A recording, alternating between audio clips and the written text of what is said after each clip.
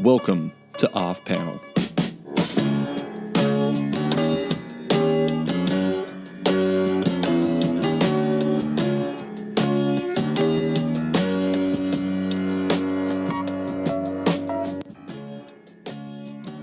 Yo everyone, welcome to Off Panel. I'm your host, David Harper, and this week's guest is the owner of Comics Conspiracy, a comic shop in Sunnyvale, California, as well as the co-host of the Geekbox and Comics Conspiracy podcast. It's Ryan Higgins. Thanks for coming on, Hello. Ryan. Hey, hello. How are you? I'm doing great. Thank you so much for coming on. I really appreciate it. But as you know, I wanted to have you on for a very specific reason, which we'll get to. But I want to take things back to the beginning because there's a fair amount of comic shops out there in the United States and beyond. And I'm always curious as to the story behind it because personally, that's one thing for my long-term goals. I'd like to open a comic shop myself. I'm curious, What's your comics background and how did you first decide you wanted to open your own shop? Well, I grew up in a small town in Massachusetts in the 80s and 90s, and at about the age of 13, it was the day Superman died. Oh. I was at my store, which was a very, very small store called Paper Heroes. It was in a town called Andover, Massachusetts, small town north of Boston. And this store was 200 square feet, maybe. Mm-hmm. It was, this very, very tiny little store in this tiny town. And but I went there after school and, once during summer and everything and kind of hung out as this little kid. And when I got there, I had a subscription. I had obviously requested all the books to be held for me for the death of Superman, and there was a line of 100 people outside his door. Wow. Probably more than he'd seen all year to that point, right? Mm-hmm. And I went in, and I was like, hey, I know I'm just a kid, but I'm here all the time. Can I help you? Like, do you want my help? And he was like, yeah, sure. So, 2016, I think your way into working at a comic store is probably not going to mimic mine, but the wild and crazy 80s and 90s where you could kind of do whatever you wanted. So I would help him do stock and inventory, and once in a while he may leave me alone for half an hour in the store when he ran an errand. And so I worked there for a summer and a little bit, and shortly after, my dad and myself moved to Sunnyvale, California. Mm-hmm. The tech boom had kind of left the Boston area and moved out this way, and his job transferred him out here. And so we're in a hotel room the first day we get here with our U-Haul full of stuff, and I'm like, okay, now I have to go find a comic book store. Yeah, because I need my comics from this week. I didn't get them. We were driving across the country. So I just looked in the phone book, closest store, let's go. And that happened to be Comics Conspiracy. It had opened about 6 months prior. And so as, I was like 13 or 14, I started a subscription there and hung out and got to know the people. And on the day of my 18th birthday, one of the previous employees who was you'd often walk in the store and he'd be asleep at the counter, was let go, and I was hired to basically replace him. Yeah. And then on a couple of years, about a year or two later, the original owner of the store actually sold the store to a regular customer. Doug, the original owner, was not ever meant to be the regular owner of the store. He was actually partnered with a guy that was sort of the guy that was going to run the store, named Mark, and he actually died right after they opened the store. Oh wow! So Doug ended up kind of again not intentionally becoming the owner, like the day-to-day manager of the store. So he was kind of looking to get out for a while. Ken, the man that purchased it from him, nice guy, not the best businessman. After a couple of years, it was clear that he wasn't going to really make a go of this. And at that point, I had gone from part-time employee to full-time employee to manager, and started to talk to him about buying the store. And that was about in 2002 or 3. It did take a couple of years to kind of get everything worked out. Yeah. Kind of, decided what the future of the store was going to be, but I bought it in October of 2006. And so I just celebrated my 10-year anniversary of owning the store. So, congratulations. Thank you. That's awesome. I have to admit, I love traveling. I did this world trip a few years back, 2011. I was traveling around the world for half a year.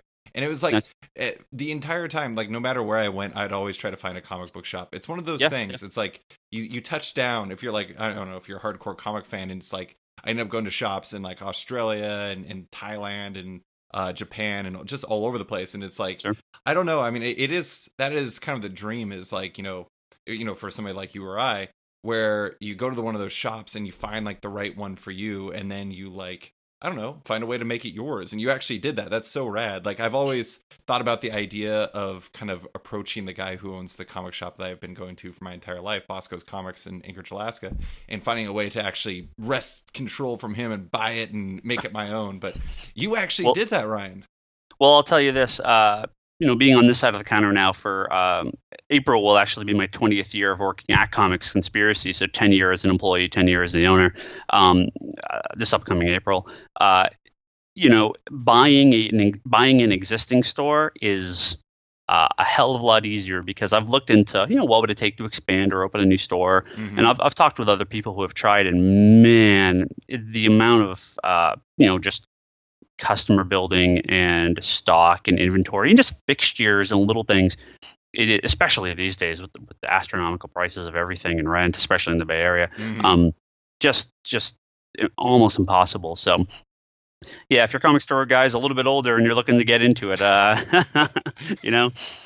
everyone retires. Yeah. That all makes a lot of sense, especially considering the fact that the Bay Area is very competitive when it comes to comic shops. Because like Alaska, the one thing I'll have to say about my market is granted, it's definitely a lot smaller, but there's only one comic shop, so there's not a lot of competition. Yeah, there were more stores in the Bay Area just because of the high rent and the ups and downs of the industry. A few have opened and closed through the years. A couple in the South Bay, where we're from, Sunnyvale, San Jose, where where our store is. We're a couple blocks from Apple headquarters, a couple blocks from the spaceship they're building. If you follow Apple News stuff, Facebook's a couple miles from us. Google, Twitter, all that stuff's in this area. But so it's very expensive for real estate. Yeah. So a number of stores have actually kind of closed or combined. A few stores kind of got all purchased under one group, and a few have moved around. But it's still there's 10 comic book stores in the South Bay alone. There's states that don't have 10 comic book stores. So that is definitely the case. I actually wanted to ask about your customer base, because you were just kind of laying out.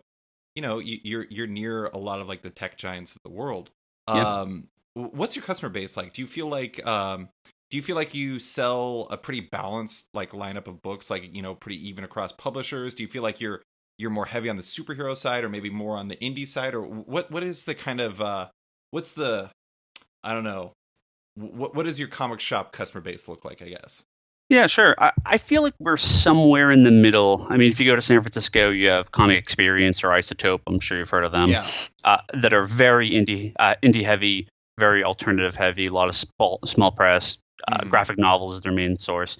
Then you get these big shops in like Texas and Florida that are all Golden Age, Silver Age books, superhero only. They don't even carry Image, right? I mean, there are these examples on either extreme.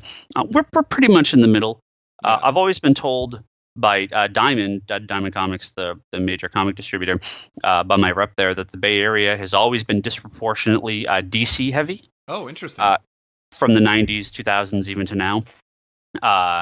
So we've always been a DC store. There's another store in the area that I might call the Marvel store. That I think they're definitely a little heavier on the Marvel end. But DC has always been our biggest publisher. And there were times last year, for example, with the DCU, YOU, with that push not succeeding very well with the launch of Star Wars and with the launch of all the Secret Wars stuff. Marvel, for the first time since I've been tracking it in the 10 years that I've owned the store, Marvel sales actually eclipsed DC sales for us. That is not the case now, but we'll get to that. But we've always been DC heavy, but we do a fair amount of indie books, a lot of special order, a lot of subscription only. We're a fairly small store at the end of the day, although we're 98% comic books. There's a lot of comic stores that are much bigger than us, but they're maybe only 50% comics or 30% comics. So we are single issues, graphic novels, back issues, some toys, some statues, HeroClix, a little bit on the side. But I mean, at the end of the day, we are almost entirely comic books. So That's one of the, I think, the interesting misconceptions about comic shops. There are many misconceptions about comic shops on the direct market, but like it seems like people will look at like the diamond charts and think that is the end all be all. That's what defines like comic shops. But you talk to the guys in the Big Bang, or the Big Bang comics over in Ireland, and like like they sell Gotham Academy like they're printing money, and you don't really sell Gotham Academy that much, right? Not many now. No. Yeah, and it's in like you look at like somebody like Challengers, like in Chicago, and they'll sell a lot of copies of Revival because like the 10 Star Studios guys are from Chicago, where Challengers is, and like that's not a top book elsewhere. And it's like it is kind of interesting how there's this perception about what sells and what doesn't. But sure. every store is completely different, and it is interesting that you've always been a DC store, especially given the fact that Marvel's kind of had theoretically perceived chokehold on the industry for a long time. Yeah, well, we've Vision for us, it was one of those surprise hits. I love that book so much. Tom King's so good. And that book's incredible. And looking at the sales charts, I just pulled up Comic-Con here. Looking at the sales charts for the last issue, we sell about 5 times the national average of Vision. Mm-hmm. However, if I come up to Deadpool, let me do a little quick math here. What's the last issue of Deadpool? What did that sell? The number I've always heard is about 3,700 active comic book stores. So that's usually the number I use. We sell about half the national average of Deadpool. Yeah. So, I've sold more copies of Flintstones #1 than every Marvel comic that launched this year, except for Civil War. So, every store has their book, right? Yeah. Or their books or their audience. And the demographic of our audience, we're actually across from a high school, and when the store opened in the early 90s, that was a great idea. Unfortunately, I think that idea of kids reading comics, that teenage audience was really lost after the 90s. Mm-hmm. You have the big manga boom, and that never really translated to sales for us.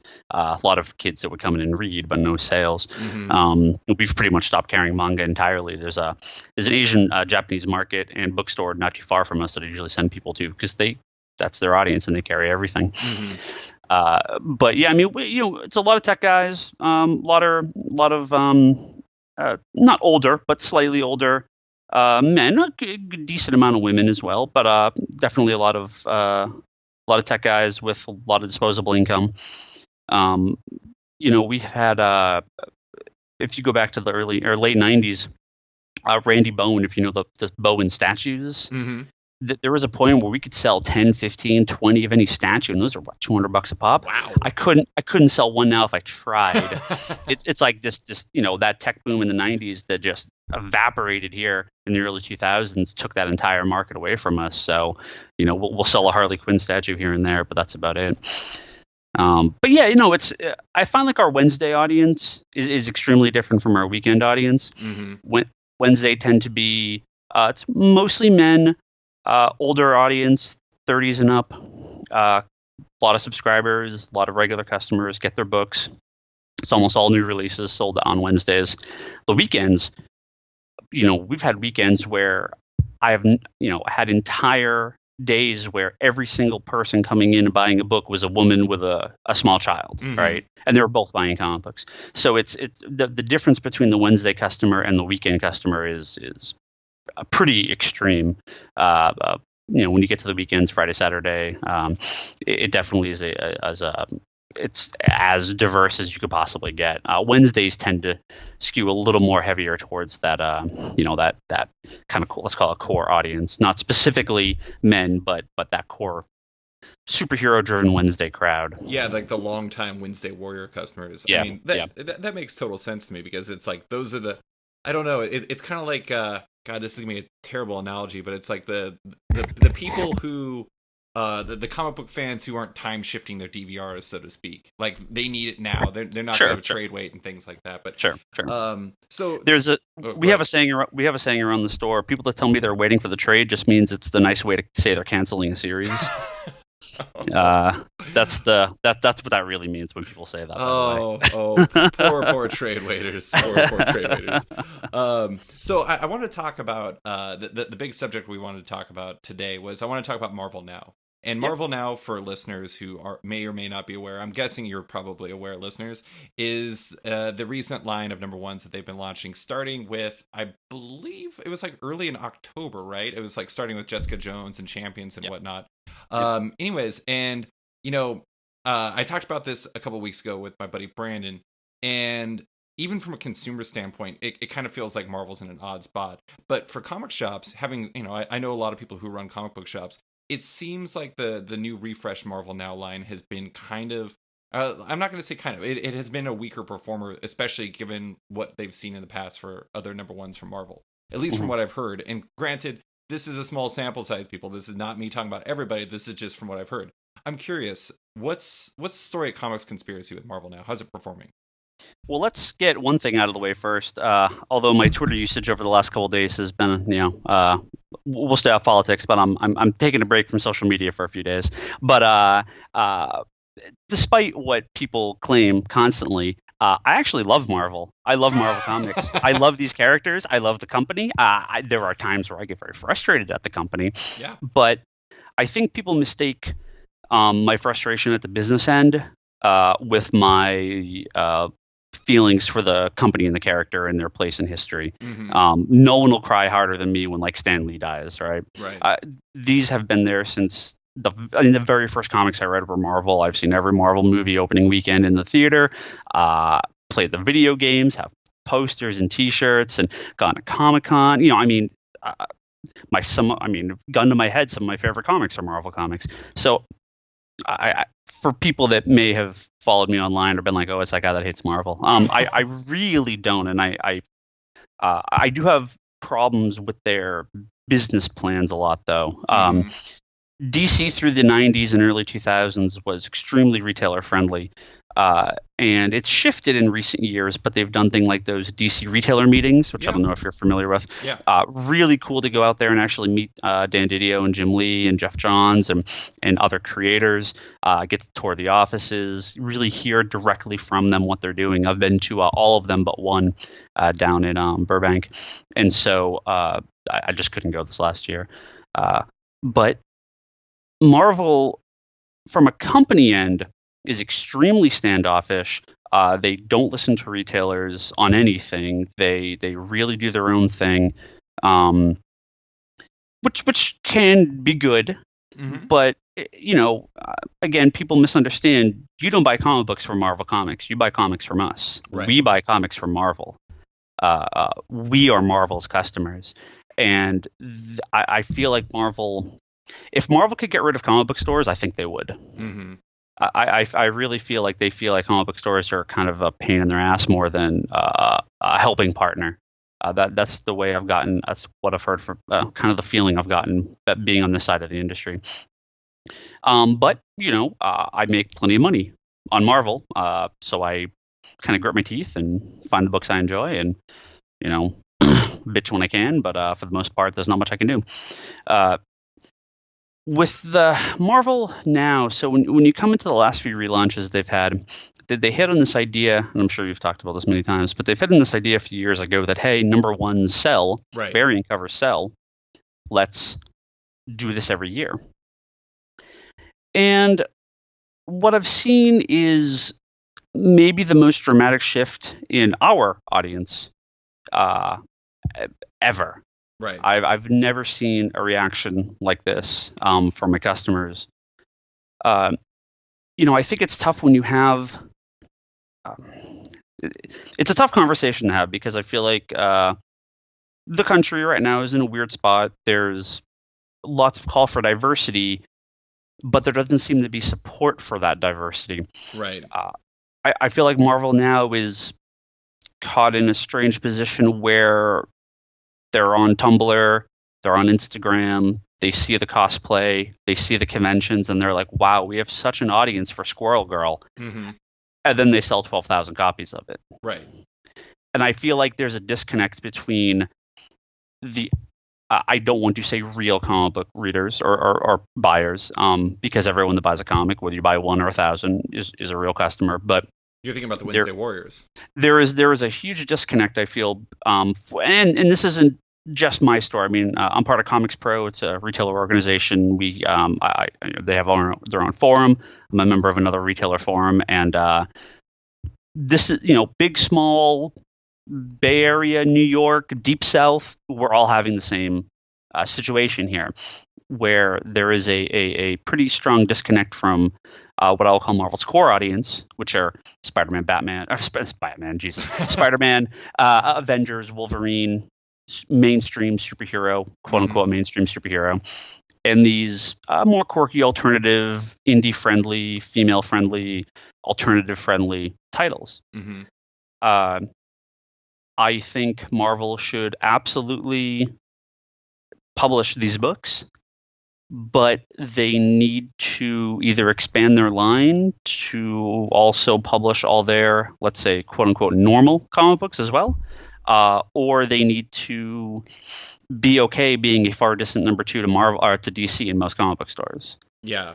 Well, I think the one thing I'll say about that is, like, like as far as like the normal thing, and I know you don't mean that in a negative way or anything like that. No. But I actually personally, I don't really feel like the problem right now is, I mean, this is me as a reader as much as anything else.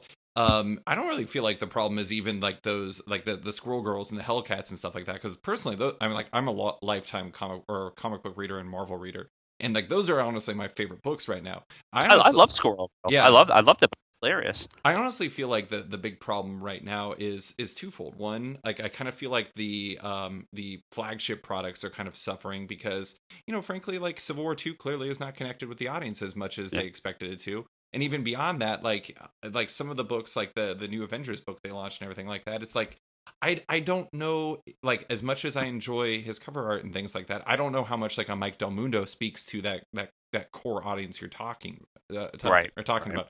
And then beyond that, the Marvel Now efforts don't really feel like a diversity focused effort. I mean, because when you look at like some of the flagship books being Fool Killer and Solo and Great Lakes Avengers, the problem with those books is I don't really feel like there is an obvious audience that those could be sold to. Like who do you pitch that to? Do you pitch that to the long-term reader? Like, I mean, I've been reading since I was like 6, and like the only thing I know about Fool Killer and Solo is I have trading cards of them when they were rookies in like 1990, and and like they never did anything with them beyond that. So it's just like I actually, for me, like, not saying that you're wrong anyway, Ryan, I just kind of feel like there's a I wonder how much it's like those books, and I don't know. I mean, it's easy to point, or I'm not saying that you're pointing at anything again, but it is like it's hard to really pinpoint what exactly is the issue, but it kind of feels like everything's kind of the issue. Well, right. So with the Marvel Now, with the new titles they're launching, I would say you're right. They're definitely not pushing that kind of diversity focus they pushed with the last line of books. But the problem, I think, starts from there, because if you go back to Uncanny Avengers, when that launched as part of the first part of Marvel Now, right, we sold 300 copies. We sold hundreds of variant copies. We had a midnight release. I had a line out the door. This was like, oh my God, this was like the biggest Marvel comic ever, right? Mm-hmm.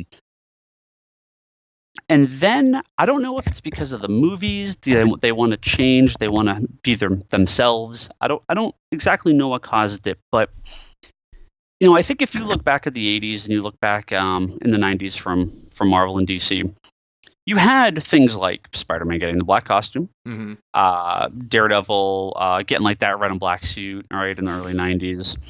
You had Hulk going back to gray.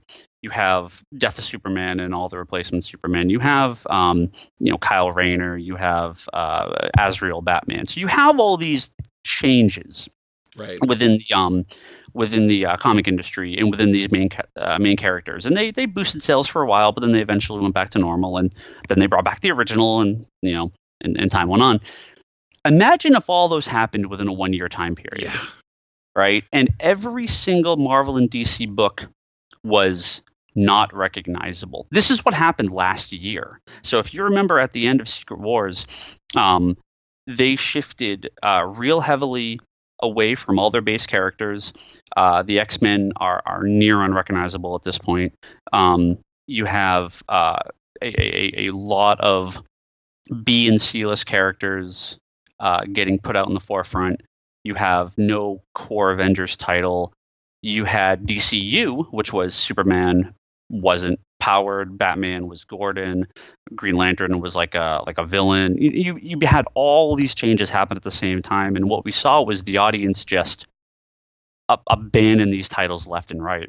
You can have a book called New Avengers on it, but if it's not Spider-Man, Wolverine, and Captain America, that's not New Avengers, right? I think when Bendis launched New Avengers, that was such a big book when that came out, right? Mm-hmm. Traditional Avengers fans were like, man, whatever, I don't like this, but that hit to such a big audience.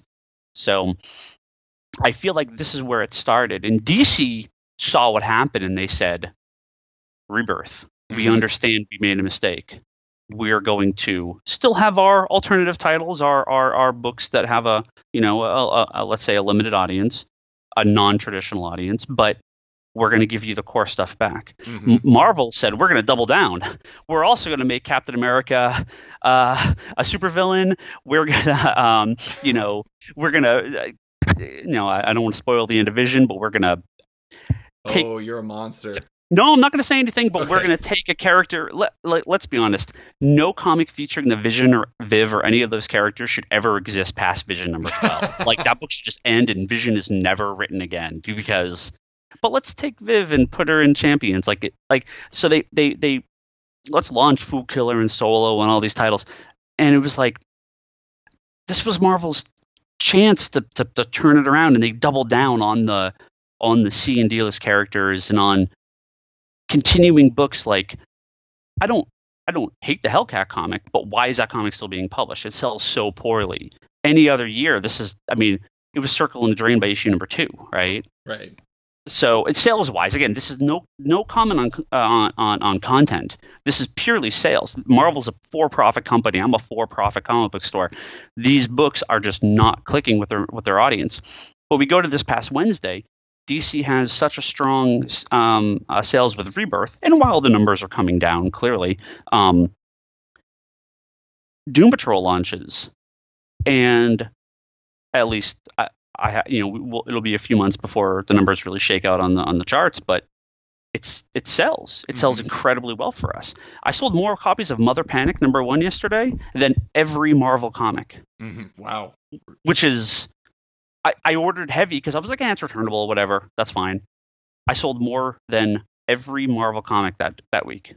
So it kind of seems like more or less like the Rebirth pattern of, like giving... It's like they're having their cake and eating it too at DC, because like the cake in this case is they get to have that core product where it's like all the flagship books where Batman is Batman and Superman is Superman, but then you can also have things like Young Animal, and you can have things like Vertigo where you get to have like the oddballs and like the books that are not what everyone expects from DC.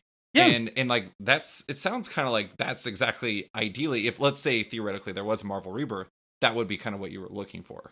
Exactly, yeah, because I think you have a number of books that DC's putting out at the side as a miniseries. You have Raven, you have Vigilante, you have Midnighter and Apollo, you have that excellent Dead Man. I don't know if it's like a 4-issue mini. It's going to come out like quarterly, I think.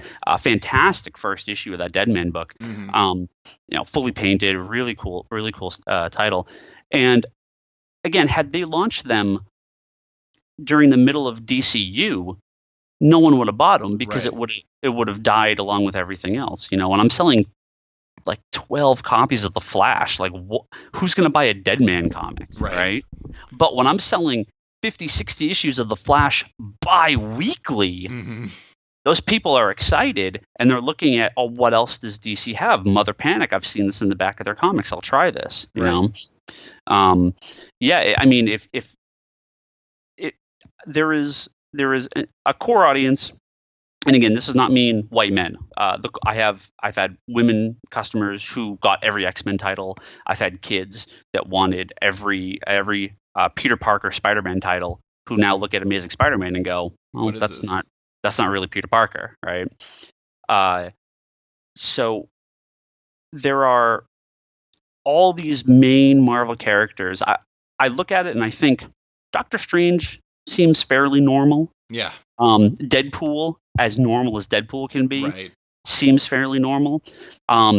Black Panther has not clicked with our audience. I found the first story arc very boring. I think you don't come off the Civil War movie with a very heavy political, slow, non-action Black Panther series. That book it performs very well nationally, but we have not had success with that title. Mm-hmm. But it's Black Panther. I mean, it feels like Black Panther, right? But you can't pick up the Captain America book and say this is Captain America. I don't pick up Amazing Spider-Man and say this is Spider-Man. These books feel so far off. If those books are performing at a high level, if they're selling 80,000, 90,000 copies, 100,000 per issue, not just issue 1 with 25 variant covers, but I'm talking issue 18 and 20 and 24 and 30. Mm-hmm. People will try Squirrel Girl and Miss Marvel, and they'll try the new Invincible Iron Man series that came out this week. We sold 6 copies on Wednesday of Invincible Iron Man, of the new Invincible Iron Man wow. with Reed Williams. I lost half my subscribers on that book because I gave it to everyone that got the previous series. Half of them turned it down. Wow. Yeah. It's really interesting. I totally understand what you're saying. It's like, with the Rebirth, it's like there's an area of effect there. It's like, you are so in love with Tom King and Mikel Janin and David Finch's Batman that you're like, maybe I'll try out this Mother Panic thing. Maybe I'll try out Doom Patrol. I mean, it helps that Doom Patrol is awesome. I love Doom Patrol. It's fantastic. Yeah. But it is kind of fascinating. It seems like to put it into a word, it seems like Marvel's kind of wayward, at least from your perspective. Like it's like they don't. I don't know. That's the thing I found to be most fascinating about Marvel Now in specific. And when I'm saying Marvel Now, I'm speaking about like Mosaic, the current relaunch, like Jessica Jones and Champions and Solo, Fool Killer, and I guess Slapstick isn't getting printed. Is Slapstick not getting printed? It's just it's a digital first, but there is getting a print copy. Now we should actually we should have pushed this podcast off a couple of weeks because we would have had the October sales charts. But we really should do this again in like 6 months and look at how many of these books are still gone, right? Well, I think I read somewhere, or at least I saw something where like Solo already has like a complete collection or something like that on Amazon, which doesn't exactly bode well for its long term. No. Well, I can get into some of my specific numbers again. They're my numbers, but years ago when DC was having when New 52 was kind of the shine was off after that first year. Mm-hmm. They had all the trouble with Batwoman. They had creators leaving left and right. And there was a number of problems starting to crop up with the New 52. They canceled a bunch of their low-level books. I had said a bunch of stuff on Twitter. Phone rings. DC Comics, right? pick up the phone. It's Dan Didio. Whoa. And he's like, hey, I saw some of your comments on. He's no longer on Twitter. It's probably a smart idea. But he goes, hey, I saw some of your comments on Twitter. I just wanted to kind of touch base with you and kind of tell you a little bit what's going on here. And none of this to me was considered like weird inside knowledge. I've talked about this on our own podcast, but he had said that basically when they launched New 52, they kind of looked at every single book as a miniseries. Clearly, Batman was going to continue, but they looked at Batwing or Batwoman or Hawk and Dove, let's say, and said, hey, look, if these sell, we'll keep them going. But internally, they're kind of like, we're looking at these as miniseries. I have never received this call from Marvel, but I will bet you all the money in the world that Solo is not considered an ongoing title for Marvel internally, right? Yeah, I don't believe so. If it caught on, sure, did we get an issue 7, right? As far as I know, like, the Flintstones from DC was solicited as a 6-issue series, and now issue 7's been solicited. Mm-hmm. So clearly they like what's going on there, right? And I think that's the strength of doing this, where you're like, well, we're just kind of launch it and see where it goes. I think a lot of these books end up like it's like the idea of stealth minis, where it starts out as an ongoing and then it becomes a mini series, or vice versa. It's like Flintstones. It's like I actually like a lot of Boom Studios books kind of seem like stealth ongoings to me, because like they'll launch Lumberjanes or they'll launch Giant Days and they'll say, oh, 6-issue miniseries, and it's like people are bananas about it, and then next I know they didn't Jonesy, as well as there's another one that just got switched over to an ongoing as well. Goldie Vance. Yeah. Yeah, no, I think it's a smart play, but at the same time, it's kind of hard to, I don't know, it's odd for, retailers. Like one good example is like Gotham by Midnight, when that was the book that came out like a year and a half ago with like Sean Crystal and who wrote it? I don't remember. Gary Dugan? Was it Gary Dugan? Anyways, and like that book came out and it was like it was canceled at 6 issues, but it kind of always felt like a stealth mini to me. And I don't know. Oh, that was the you're talking. It wasn't Gotham by Midnight. It was the Arkham Manor. That's it, Arkham Manor. My bad. Right. Gotham by Midnight. That's like the Mike Mignola like series.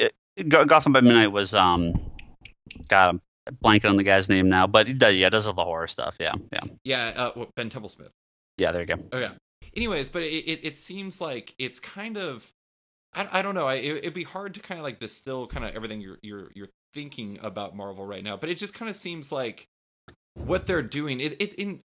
I can speak firsthand. I really don't think any retailer. There's some retailers, I guess, who could be a little bit biased, but I don't think any retailer wants Marvel or DC or anybody to fail. Like, ideally, you're selling boatloads of all of their comics, and then you're like sitting in your Scrooge McDuck bank, like swimming in gold coins. Oh man, I mean, if you go back to let's say July and August of 2015. We had Star Wars was just wrapping up its first arc. You were neck deep in Secret Wars and the ridiculous amounts of variant covers, and the new books were on their way, and it was like I'm swimming in extra money on Wednesdays. It was crazy. And I do real quick want to go over some of these Marvel Now titles and kind of give you what my what we're seeing at our store about them. But I just mentioned variant covers, and I want to bring up a very important point about that. When you see a lot of these sales for the Marvel books, again, I don't know how many readers realize of this, but there's a number of ways Marvel incentivizes over DC to get you to purchase their books. They do a lot of heavy discounting on number ones, so the more you order, the cheaper the books get. In many cases, it is more advantageous to order 2-3 times what you normally would order of a title because the books actually become so much cheaper. So in a case of like, I remember when the new Steve Rogers Captain America book came out, I believe it was cheaper for me to order 100 copies than it was for me to order like 51. And so Crazy. When I look at that, I'm like, well, okay. I guess I'll order 100. Right, exactly. The amount of variant covers they have, too. If you go back to that first launch of hip-hop covers, I had pre-sold, I think, 25 sets of all the hip-hop covers to mail order, plus about 10 in-store. So we're talking books that I didn't sell 5 copies of off the shelf. I sold 35 variant covers for. So there was the Marvel variants are going crazy, and I'm sure if you pull up my Twitter account from a year ago, I'm like, Marvel, give me all these variants. This is amazing. People are buying them left and right. But what's happened in the last 6 months, and especially in the last 2 or 3, I have seen and I actually confirmed this with John Bruno over at Big Bang. They had a similar experience, as well as a number of stores on Comics Pro and other local retailers. A near complete abandonment from customers for these Marvel variants.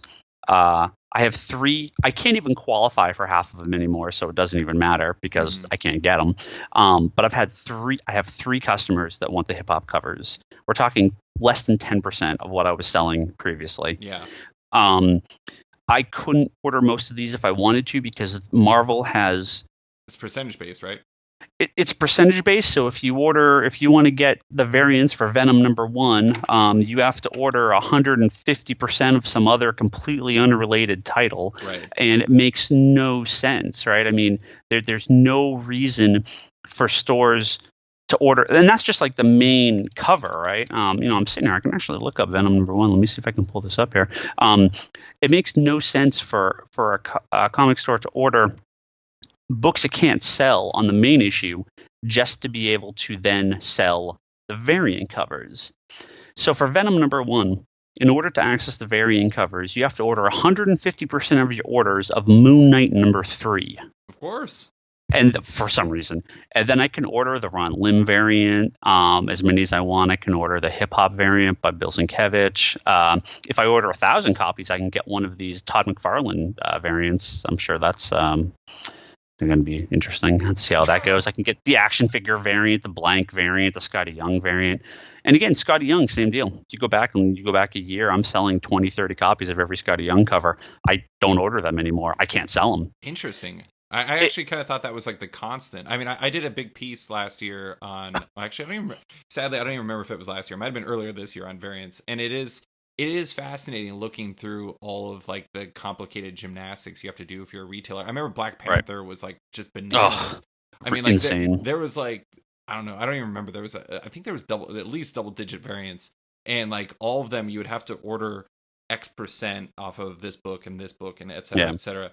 But really quick, I do want to mention one thing about variants. Did you see the Gwenster variants that were revealed today?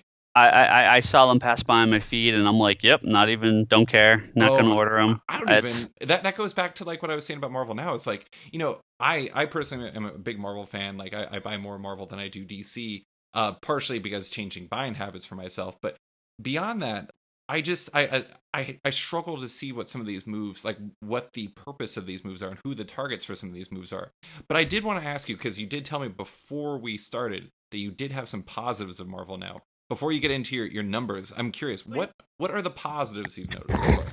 Well, the positives have been, and I hate to kind of say this, but let's go back to those core titles.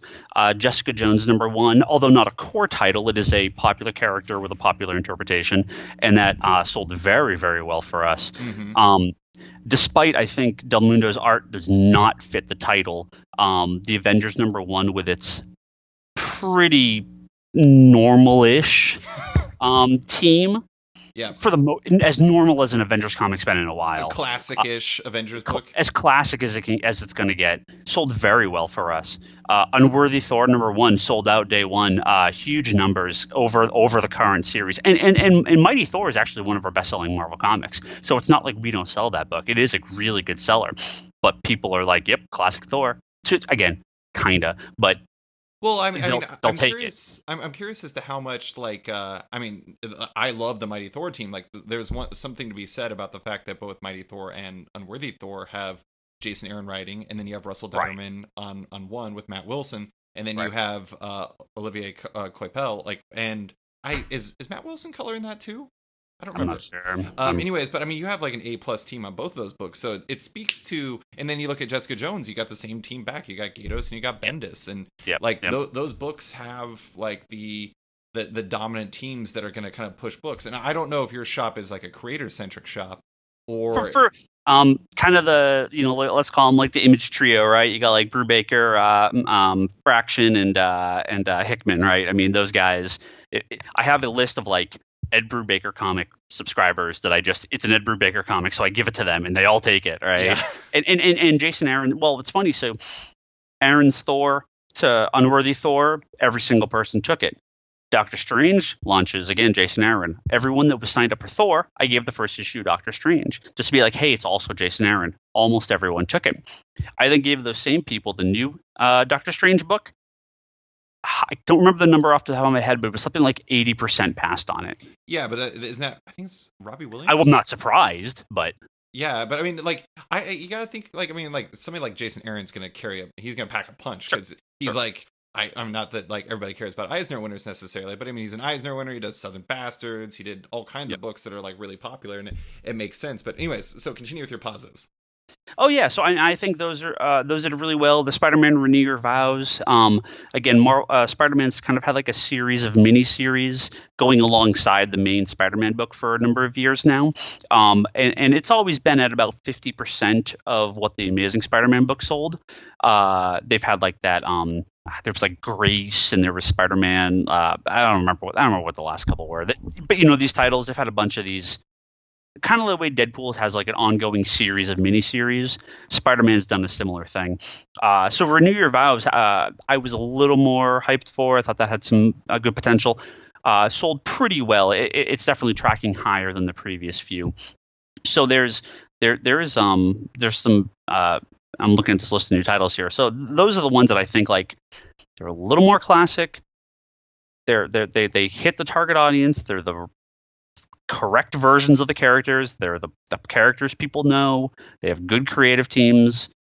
They seem to have an audience. Mm-hmm.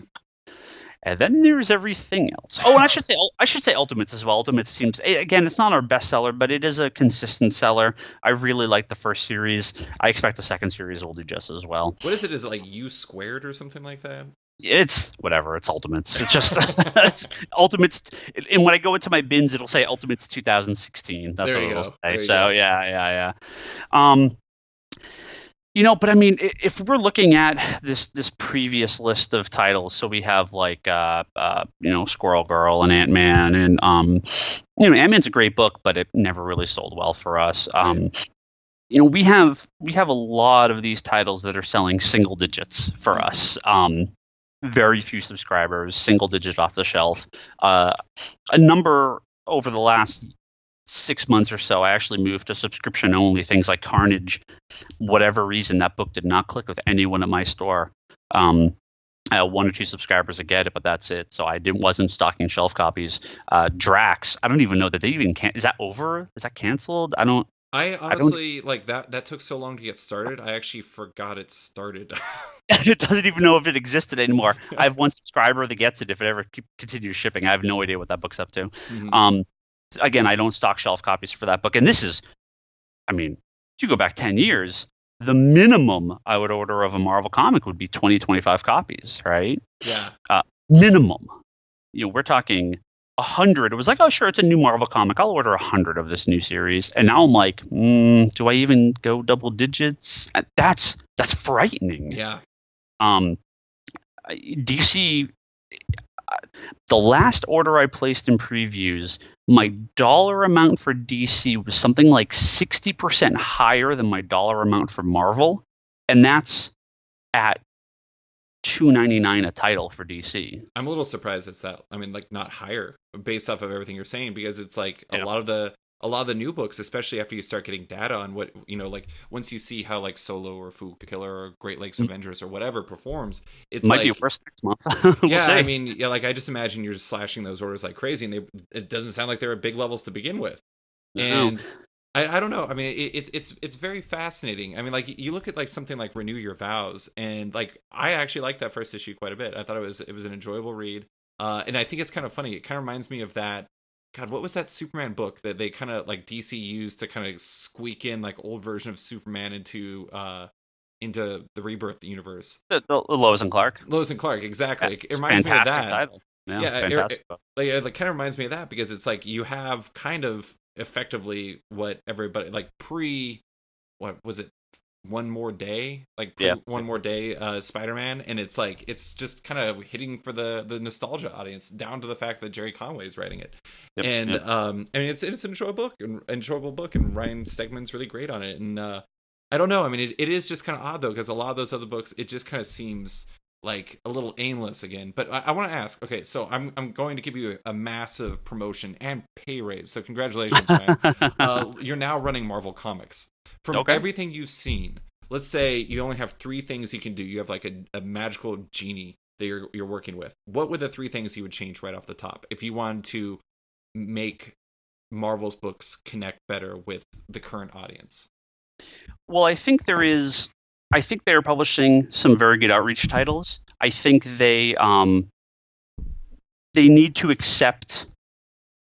It might be tough with the movie coming, but they just need to accept things that might not always click with everyone. Captain Marvel, this is no racism or sexism or anything like that, but that character does not appear to be clicking with a greater audience, right? Mm-hmm. So I think the general idea of we need to understand that we have multiple levels of titles, and it seems like they don't really understand that. So I think you have first you have your core titles, and I don't want to just like completely copy Rebirth here, but this is basically what ends up happening, because you have Amazing Spider-Man, classic Peter Parker doing classic stuff, fighting villains.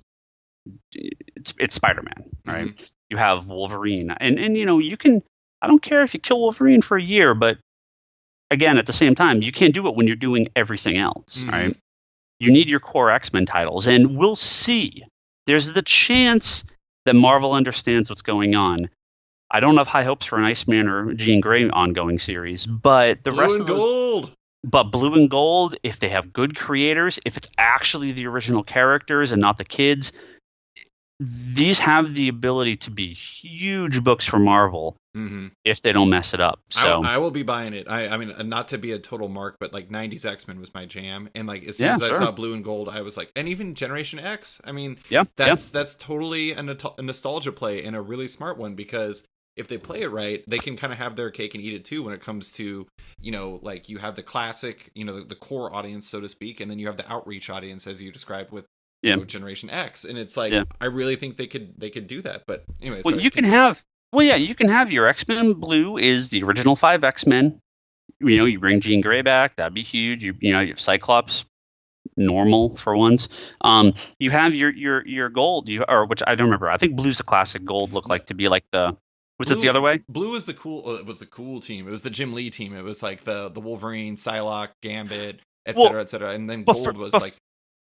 Yeah, for the new one though, for the new teams though, I think because it looks like one of the books looks like to have the original 5 on it, and then the other one has Wolverine, Colossus, Kitty Pryde, you know, the all new X-Men, right? So again, you have your 2 core X-Men books with your regular characters, just fighting villains. You know, I mean, what a novel idea! Not the Avengers, not fighting Inhumans, not fighting each other, not fighting, you know.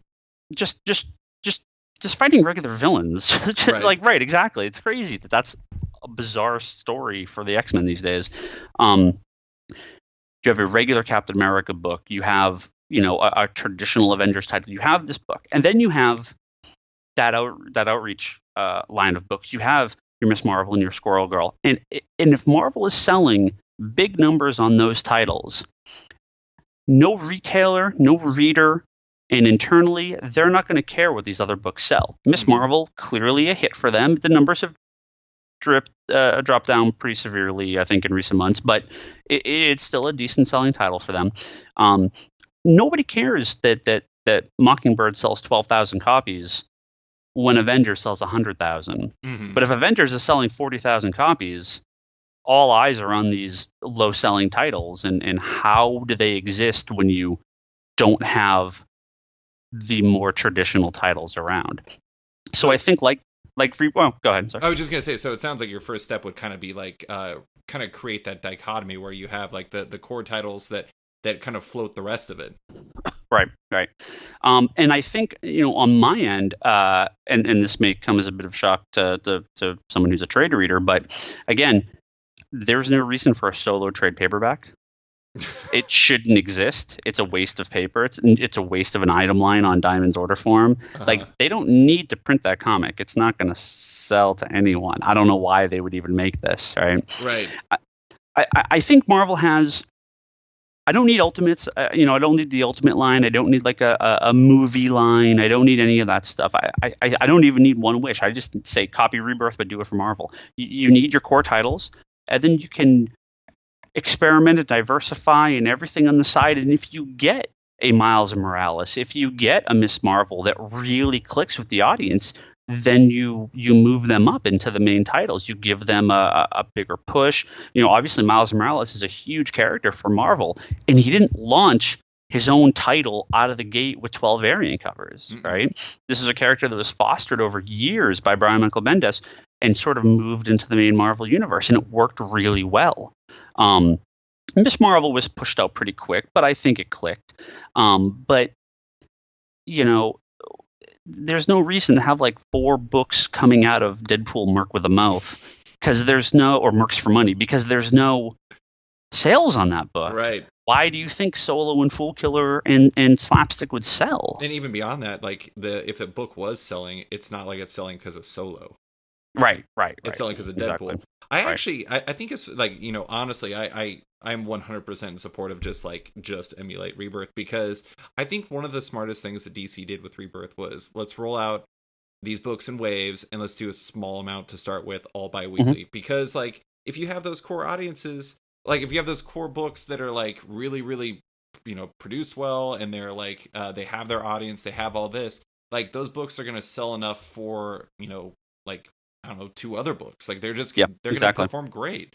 And I don't know. I mean, it's like my buddy Brandon and I, we did a fantasy draft for Marvel, like what we would do given the current state of it, how we would kind of resuscitate everything, and we focused on just having 26 books. And I kind of feel like that's kind of a sweet spot. Like I'm not saying that they have to forever do that, because I know their history is like having 50 plus books.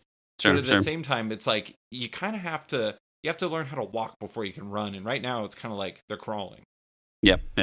Well, I think the other big things they need to focus is on maintaining creators, because they've lost so many creators. So many of their big creators have left. And focus on the story and not on the variant covers, not on any of that stuff, because again, I am at the point now where even when I qualify for variant covers, in most instances, I am not ordering them because I haven't been selling them. Mm-hmm. I think you strip down to the barest bare minimum of variant covers, and if I have my third wish, do not relaunch. You can get away with it. DC took them 5 years to do it again, and as far as I know, if these books keep selling, it's not like there's a relaunch on the way, right? I think DC, especially taking Action and Detective back to their original numbering, was a very smart move. Yeah. And it shows that they're willing, temporarily at least, to honor this legacy. I don't need Marvel to renumber everything to whatever number it would be now, because we're on the 18th volume of Captain America. But if they said, hey, look, we're going to have all our traditional titles, traditional takes, we're going to launch these all out at the same time, all number ones, one variant cover, I'd order that one variant cover. Right. Don't, again, I don't know what, I never understand, not that I don't understand, I never quite know how customers see this stuff. If you walk into a store, let's say you were someone really interested in a variant cover, if you walk into a store, do you expect that store to have it just off the bat? I don't know. I don't really know what the makeup of a variant cover fan is, because I am about as far away from a variant cover fan as I can. But it kind of seems like I kind of feel like the type of person who's going to do a variant cover, like get variant covers, is like the type of people who are ordering all of those hip hop covers from you when they were just ordering like the whole line. Like it's kind of like those are the type of people who are probably paying as much attention to anything as possible, because frankly, unless like how do you get them, right? They need to know. How do they even know about it? Because like I can't speak to this. I can't speak to every person, but I don't feel like the average comic fan picks up previews and flips through it. And no, they don't. Trust me, they don't. So, I mean, I actually kind of feel like one thing people forget about variants is like when you're talking about, let's say a book has 10 variant covers, there's an opportunity cost there. Like, are you really going to order all 10 variants? Like, maybe if everybody wants them, but at the same time, if you only had one variant, you could order heavier on both. But right. But so when you say do not relaunch, do you mean don't go back to number one, or like don't reset the universe, or what do you mean by do not relaunch? If they're going to do number ones again, that's fine, but they can't do it again the next year. This constant relaunching, there is, we're going to see Comic-Con and the guy in Comic Resources that does all this. I'm sure. Report. Yeah, there you go. They're gonna look at these, and I'm sure they'll have, once the next few months of numbers come out, but they're going to show this constant drop after drop after drop of every time they relaunch. It does not work. You don't need to relaunch Batman because they're doing Batman Hush. Mm-hmm. You don't need to relaunch Batman because they did year one, right? You don't need to relaunch Spider-Man because he got a black costume, right? They've this idea of the relaunch. It's been such a pain for the industry. I've had multiple customers that have said, I have every issue of Uncanny X-Men since number one. I've bought them in back issues, and I've been collecting since the 80s, and they relaunched, and now I don't care anymore. Right. My run is over. Now, there's people that will grab it because of the new number one, right? But the amount of people grabbing number one that are grabbing number 12 is very small. I think the amount of people. Sorry, go ahead. Oh no, I was just gonna say, because I think comics can cater to its long-term traditional audience as well as new readers. I don't think the numbers at the end of the day, matter to most people. If it's one, if it's 1,000, but there is a quality there that a certain group will always drop off, and that idea of a new jumping on point is now seen as a new jumping off point. Mm-hmm. I think that's an unexpected consequence that Marvel, I don't know if they realize. I think it's like the concept of it's basically the Boy Who Cried relaunch. I mean, it's like you have like basically people get desensitized to it, and it's like if you relaunch Uncanny X-Men once, I mean, like look at New 52. New 52 is a perfect example because like when they did that got so much mainstream press because they changed everything. And granted, I guarantee you DC worked in a lot of chips to get a lot of great press coverage, but they wouldn't have done it if they weren't interested. And it was a huge deal because they'd never done it before. But if you do it 3 times in 5 years, or if you do it, every year, then it's not going to seem like a big deal because it isn't a big deal. You've desensitized both like the press and also your core customer base. Every customer base, really. Like you get to a point where it's like I don't even know where to start because I love Squirrel Girl, but there was 2 Squirrel Girl #1s in 1 year. Yeah. And they even made fun of it on the cover of the issue, but it's like, haha, that's funny, but it's also really sad. The problem is, so I feel bad for like the team there because it's like I'm sure they didn't want it to be a #1. They're like, this is kind of weird, but whatever. But it is interesting because like a book like Squirrel Girl, from what I understand, it does really well at like scholastic book fairs, and it does really well in like the book market and things like that. And so like it is interesting how some of those secondary books are performing better outside of the core direct or the direct market and everything. But so I want to switch off to Marvel now. I just want to finish it with a couple more questions for you. Just from a general business standpoint, I know that Marvel's not performing well, but DC is performing really well. How do you feel about the current state of the comic business from your perspective? Well, we're in a pretty high-tech area. We get a lot of people coming in, but at the end of the day, they're not fools, right? They're going to buy what they want, and the money goes up and down. I've seen some big numbers from these event titles, but that number is kind of dropping a little bit. Obviously, Rebirth was successful, but Civil War 2 was not quite the hit I think Marvel was looking for. Right. So at least kind of work our way down here from the big event books. We're seeing some suffering there. They're selling well, but they're not selling the numbers they were 5-10 years ago. Justice League versus Suicide Squad should be an interesting one because that's shipping weekly. I expect that will do really well, so we'll see where that's going. Again, your core titles, Rebirth aside, if you look at Marvel, they're doing well. Amazing Spider-Man, Doctor Strange has worked for us. Thor, the new Avengers, I feel like they're doing okay. Rebirth has been a huge hit. The numbers are coming down. Thank God DC gave us that returnability because otherwise I wouldn't know what the hell to do because that was a huge help. I mean, we're going to return a lot of books, but it allowed us to sell a lot more. Yeah, because you would have been, I can speak to my shop up here in Alaska, like, They ordered based off of previous numbers, and they were sold out immediately, immediately, and like they didn't take advantage of the returnability because they didn't think they would need to, and so that's why the returnability is a pretty amazing card for you guys. But anyways, continue.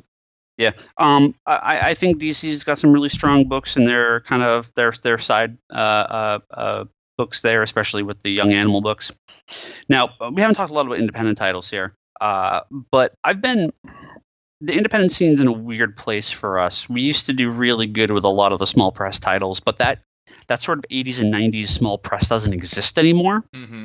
It's all transferred over to webcomics, graphic novels.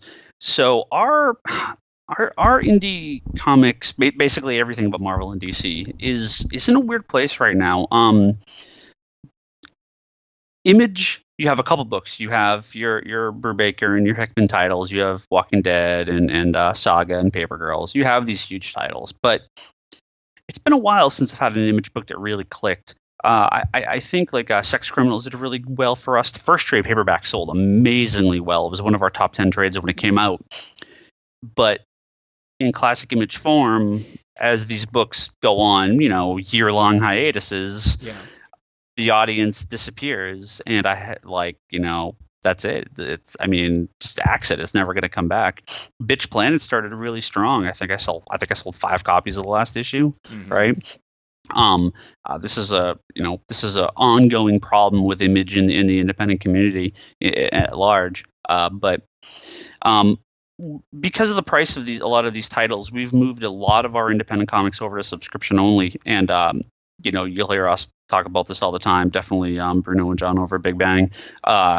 Pre-order, because this isn't like video games where there's going to ship 200 million copies of Battlefield 1 and you don't have to pre-order it. Right.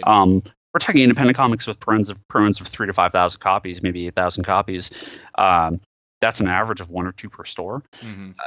If I don't get a pre-order for it, if I don't get someone asking for it, why am I going to order it? Right. Certain Image I'm willing to kind of give. Like I'll order 5 copies of number 1, but here's how it works. I'll get 5 copies of any number 1 for the most part from Image if it's a completely unknown creative team.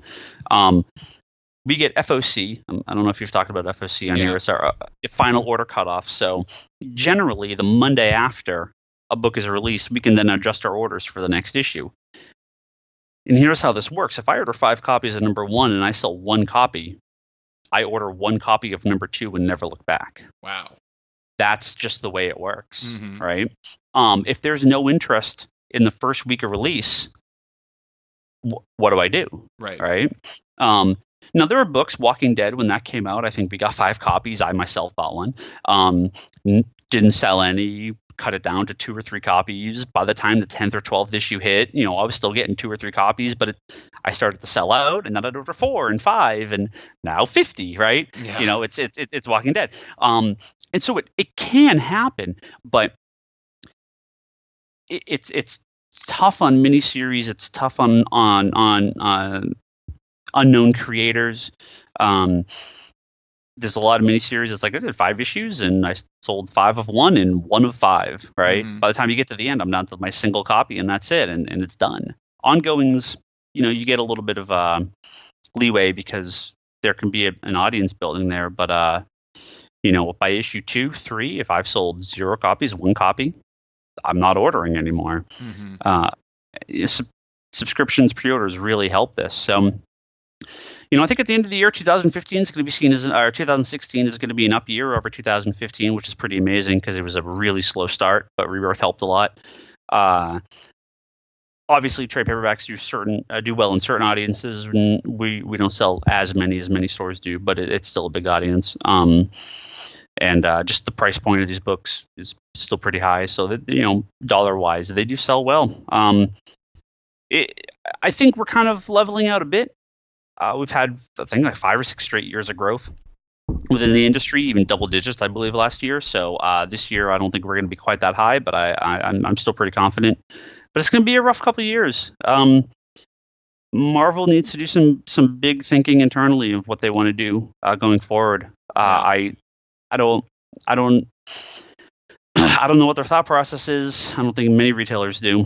I don't know if they don't want anything to do with the movies, and so they're trying to push every other character they can. I don't know if internally they just have a group of editors that hate their main books and want to do anything but. I don't know. I couldn't tell you. DC's numbers are coming down, but they're I hope they stabilized. They seem to be doing okay. I'm not too worried. A couple of them are dropping a little faster than I'd like, but I'm pretty confident for this year, and I think going forward. I think we're in for maybe a year or 2 going down, but I think Marvel will pull it out, and I think DC's got some big plans for the future. So, and as the independent audience, they're going to do what they do, and it's they're that other 30% of the industry, and it kind of it's always there. That I feel like I've never seen the split between between Marvel and DC and independent as strongly as I have now. Interesting. It feels like that split is about as big as as big as I've ever seen it. You mean in terms of sales, or do you mean in terms of like audience? Oh, you mean like let's say I recognize myself purely as an indie person, and you recognize yourself as a superhero person. Is that what you mean? Yeah, exactly. I think that the internet does many wonderful things, and occasionally it also allows you to really be in your own bubble and think that the rest of the world doesn't exist or is wrong. And I've definitely seen a lot of people swing very heavily to to the I only buy Image, I only buy the indie stuff. They've always been there, but I think as the amount of books that come out increase, the price of these books increase, a lot of people move over to graphic novels, a lot of digital sales. You do see the old thing used to be, you had a handful of books and they all sold big. Now we have thousands of books, and most of them sell very small. It might add up to the same amount or even more, but if I'm selling 200-300 copies of X-Men and Batman every month, it's easy for me to lose a couple sales here and there. But when I'm selling 3 copies of Goldie Vance and I lose a subscriber on that, I don't order a third copy anymore, right? That's and this is sort of where we are now. That very very strong lines have been divided through the comic industry, and the crossover is not what it used to be between the buying audiences, between the independent and the superhero books, and I don't know if that ever really comes back. I feel like this has been building for a while, but it feels like every year it gets a little more divided. So I kind of think that's like the mentality in just society these days. I'm personally like I'm gonna read, if a comic's good, I'm gonna read it. Like my favorite books are like Squirrel Girl and Sam Bosma's Fantasy Sports, and like those books could not be any more different. And like I don't know. I mean, like I will 100% admit that I am not a typical comic book fan, but I don't know. I've just never really. I've never been an allegiance sort of guy. It's like I see people on the internet say like, "Oh, I only watch the Marvel movies and the DC movies suck," and like, I only watch the DC movies and the Marvel movies suck. And I'm just like, you guys are crazy. Like, if a movie's good, it's good. Who cares? Sure. It? But well, there is, I if I had to identify myself, it's a DC fan. I've been a DC fan for a long time. But God knows I have tons of more. The only run of Silver Age comics I own is Avengers 1 through 503. Right. Oh, nice. So I'm obviously a Marvel fan. But when we do our year-end list here, obviously Vision is going to be one of my favorite books of the year, right? There's no question. What's happened with me over the last couple of years is that because of how many books Marvel and DC are releasing and because of the big events and all this stuff, I find my independent reading has gone way downhill, but it's less because I don't want to read the books. It's more because and as I said earlier, I find myself, I'm like, well, it's much easier to read these in a trade paperback format. And then I'm suddenly looking at 5 volumes of Black Science to read in trade, and I'm like, or I could just flip through the recent issue of Avengers and read it real quick while I'm sitting in the store. So, this happens regularly where I'm like, oh, I'm like 8 volumes back on Walking Dead now. I really need to start reading this and catching up. And then 13 more Rebirth books get dropped in my lap for that week, and I'm like, oh, I guess I'm reading these. It's tough. There's a lot of books out there, and it's, there's only so many hours in the day, and because of the podcast and the store, I try to watch as many of the movies and TV shows as I can, and I drop off some of them here and there, but there's a lot of comic stores, and maybe this will surprise you, maybe it won't, but especially when you get to the older audience, they don't read the comic books, they don't watch the TV shows. I don't know why they own a comic book store, because it's clearly not for the money. Right.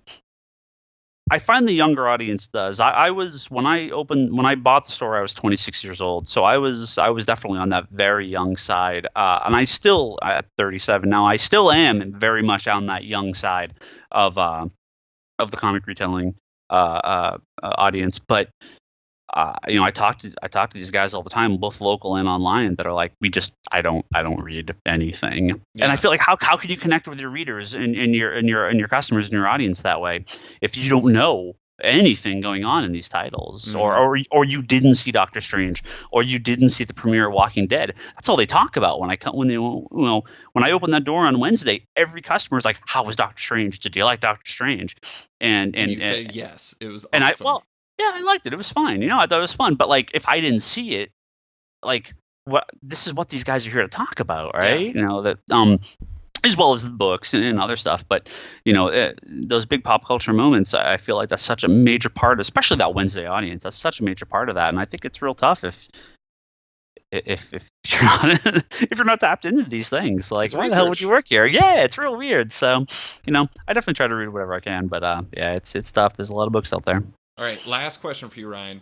Yes. I want to give you I really do feel like there's two most misunderstood groups in terms of comics. One is editors. I feel like editors get like a really bum rap out there. And second off, I feel like comic shops do, because there's like always like an undercurrent of distaste for the direct market, especially on Twitter, and I find it to be really bizarre.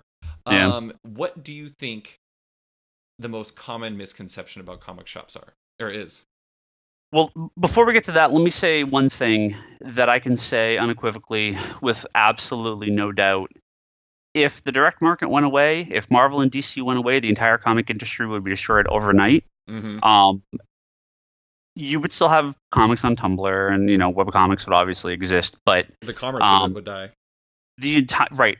I don't want to say you have to like Marvel and DC, or you have to like comic book stores or the direct market, but I think people do not understand the precarious nature of this industry. It is a very, very small industry at the end of the day. And there are two very big pillars holding up a significant portion of it. If Marvel or DC shut down, I could not keep my doors open. Not just both, either of them. They represent 70+% of the industry. Brian Hibbs, he does his big comic.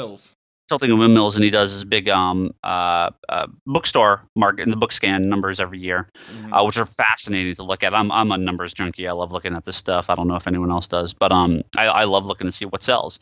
And you have Rain and Smile, and you have these big books that hit Scholastic and the book fair and the bookstore market, but the comic book industry, I feel, is very separate from that, and so I think people need to understand how these things work. Just because you don't like it, if it didn't exist, everything else you liked would also not exist.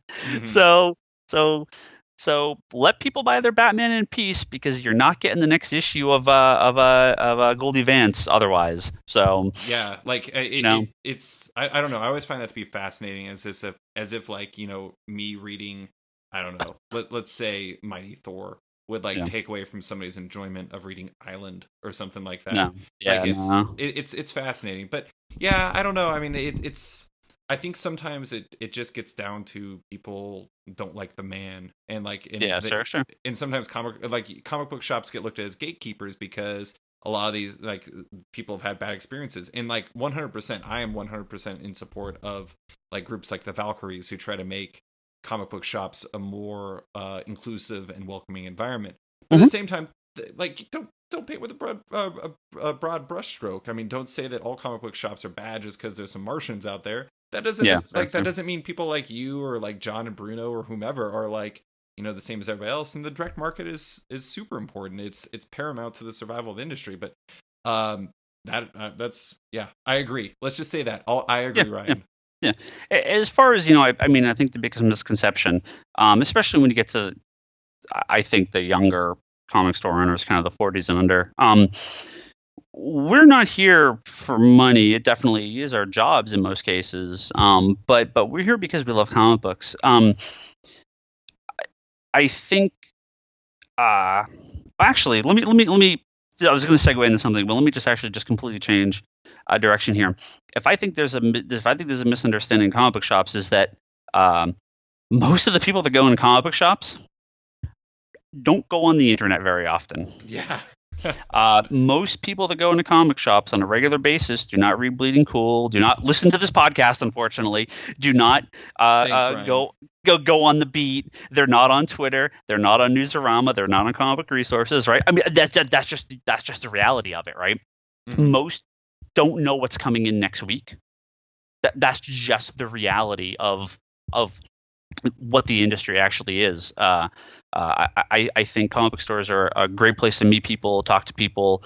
I always say, comic stores are like a nerd bar, right? I mean, you're there to buy the product, but you're there for the people, for the community. So I think there's such a great opportunity for comic book stores, and it does baffle me when I hear about stores that are rude to children or female customers, or I I don't understand how you run that. I mean, that's just bad business, period. It has nothing to do with comic books, right? That's just, you have no business sense, period.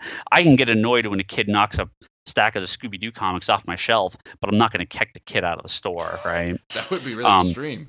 Yeah, sure. It's like, well, this is the kids section. I got to clean it up again. Yeah. I did it when I worked at a bookstore. Did it when I worked at Blockbuster for a year. Got to do it at the comic book store. You know, it's like the kids section is always a mess. That's just the way it is. Mm-hmm. Yeah, but I think, I think comic stores are awesome. I've spent my entire life in them. If you go to a comic store and the people are rude and they're assholes and you don't like them and they're being jerks to you, I mean, man, if it's the only store in town, I feel really bad for you. But if it's not, go to the other store. Yeah. It doesn't matter how long you've been shopping there. There's no reason for a comic store to be like that. You know, if you go in and it's like Cheers and everyone knows your name and you're having a good time, you found the right place. You know, my best friends in my life, I've met through comic books, and I got married last year, and half the people there were customers from the store, right? Mm-hmm. This is you know, you foster these relationships and friendships, and it's unlike any other industry out there. And man, yeah, you're talking about bad experiences at a store, that's just unacceptable. There's no reason to have that. So you can have discussions and you can have arguments even, and you know, there's things can happen, but yeah, don't put up with that if that's what you're getting. Things like the Valkyrie are great. It's, you know, we don't have any female employees at my store. That's not by design. That's just literally my last employee was hired because the previous one died. Wow. That is, you know, that is how people get work at comic book stores. That is the only reason that happened. We have, the most of my employees have been there 10 plus years at this point. So, yeah, they're great places, and yeah, I think just support them, because that's what's keeping the industry alive, whether you like it or not. Yeah, absolutely. Well, yeah, Ryan, and Diamond's bad, but they're not as bad as you think they are. That's the other big thing. Diamond's not as bad as people say it is. It has its issues, trust me, but the fact that 99% of my comic books get there every week, that's okay. I'm okay with that. I have long been a subscriber to that idea as well, and that's one thing you will never convince people of. They get thrown under the bus for everything, and it's like they're far from perfect, but man, if the amount of customers, just these little tiny little disposable breakable products that you have to handle with, you know, gloves on, just to, you look at them the wrong way and they break, when you're talking statues or expensive comic books, and you know, everyone complains about condition, and it's just like, man, the fact that they don't have 20 people jumping off the roof there every day blows my mind. I feel so bad for those guys because they get thrown under the bus for everything, and it's like they do an okay job. Yeah. Absolutely. Well, Ryan, thank you so much for coming on. Yeah, I really appreciate you talking to me about everything. And it was in 6 months we might have to reconvene and talk about where everything's at. Sure. Sounds good. Thanks for listening to this week's episode of Off Panel with comic shop owner Ryan Higgins. You can find Ryan on Twitter at @RyanHigginsRyan, in his shop Comics Conspiracy in Sunnyvale, California, and on the Comics Conspiracy and Geekbox podcasts. Don't forget to like the show on Facebook at /sketched. That's SKTCHD. Follow it on Twitter at @sketchcomic, or follow me at @slicefriedgold. Want more from Off Panel? Subscribe on iTunes or Stitcher and give the show a rating and review while you're at it. Also, my comics adjacent newsletter called The Crossover is in the middle of its first season. Make sure to subscribe at bit.ly/The Crossover newsletter if you want more writing from me. A quick thanks to the band Wolfpack, whose excellent track Outro from their album Volmilch opens and closes the show now. Give them a listen, as they're totally rad. Thanks for listening, and tune in next week for a new episode.